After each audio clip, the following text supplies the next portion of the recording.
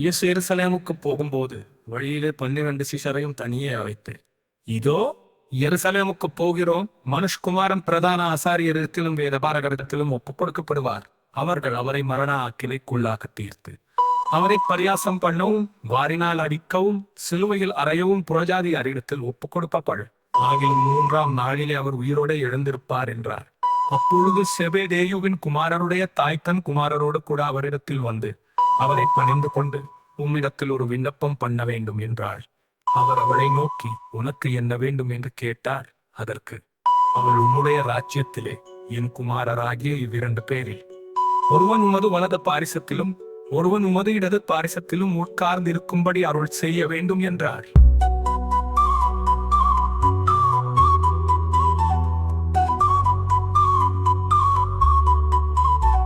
இயேசு பிரதியுத்தரமாக, நீங்கள் கேட்டு கொள்ளுகிறது இன்னது என்று உங்களுக்கு தெரியவில்லை. நான் குடிக்கும் பாத்திரத்தில் நீங்கள் குளிக்கவும், நான் பெறும் ஸ்நானத்தை நீங்கள் பெறவும் உங்களால் கூடுமா என்றார். அதற்கு அவர்கள் கூடும் என்றார்கள். அவர் அவர்களை நோக்கி, என் பாத்திரத்தில் நீங்கள் குடிப்பீர்கள், நான் பெறும் ஸ்நானத்தை நீங்கள் பெறுவீர்கள். ஆனாலும் என் வலது பாரிசத்திலும் என் இடது பாரிசத்திலும் உட்கார்ந்திருக்கும்படி என் பாத்திரத்தில் நீங்கள் குடிப்பீர்கள். நான் பெறும் ஸ்நானத்தையும் நீங்கள் பெறுவீர்கள். ஆனாலும் என் வலது பாரிசத்திலும் என் இடது பாரிசத்திலும் உட்கார்ந்திருக்கும்படி என் பிதாவினால் எவர்களுக்கு ஆயத்தம் பண்ணப்பட்டிருக்கிறதோ அவர்களுக்கே அல்லாமல் மற்றொருவருக்கும் அதை அருளுவது என் காரியம் அல்ல என்றார். மற்ற 10 பேரும் அதை கேட்டு அந்த 2 சகோதர பேரிலும் எரிச்சலானார்கள். அப்பொழுது இயேசு அவர்களை கிட்ட வரச் செய்து, புறஜாதியாருடைய அதிகாரிகள் அவர்கள் இழுமாப்பாய் ஆளுகிறார்கள் என்றும், பெரியவர்கள் அவர்கள் மேல் கடினமாய் அதிகாரம் செலுத்துகிறார்கள் என்றும் நீங்கள் அறிந்திருக்கிறீர்கள்.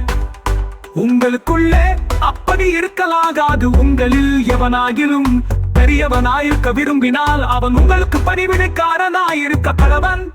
உங்களில் எவனாகிலும் முதன்மையானவனாயிருக்க விரும்பினால் அவன் உங்களுக்கு ஊழியக்காரனாயிருக்க கடவன்.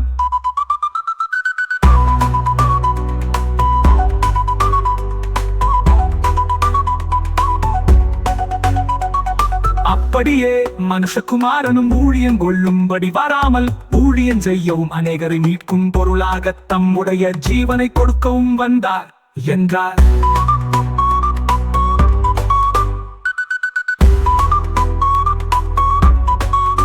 அவர்கள் எரிகோவில் இருந்து புறப்பட்டு போகையில் திரளான ஜனங்கள் அவருக்கு பின் சென்றார்கள். அப்பொழுது வழி அருகே உட்கார்ந்திருந்த 2 குருடர் இயேசு அவ்வழியே வருகிறார் என்று கேள்விப்பட்டு, ஆண்டவரே, தாவீதின் குமாரனே, எங்களுக்கு இரங்கும் என்று கூப்பிட்டார்கள். அவர்கள் பேசாதிருக்கும்படி ஜனங்கள் அவர்களை அதட்டினார்கள். அவர்களோ, ஆண்டவரே, தாவீதின் குமாரனே, எங்களுக்கு இரங்கும் என்று அதிகமாய் கூப்பிட்டார்கள். இயேசு நின்று அவர்களை தம்மிடத்தில் அழைத்து, நான் உங்களுக்கு என்ன செய்ய வேண்டும் என்றிருக்கிறீர்கள் என்றார். அதற்கு அவர்களே, எங்கள் கண்களை திறக்க வேண்டும் என்றார்கள்.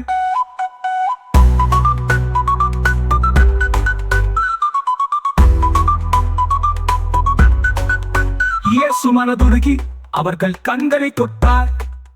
உடனே அவர்கள் பார்வையடைந்து அவருக்கு பின் சென்றார்கள்.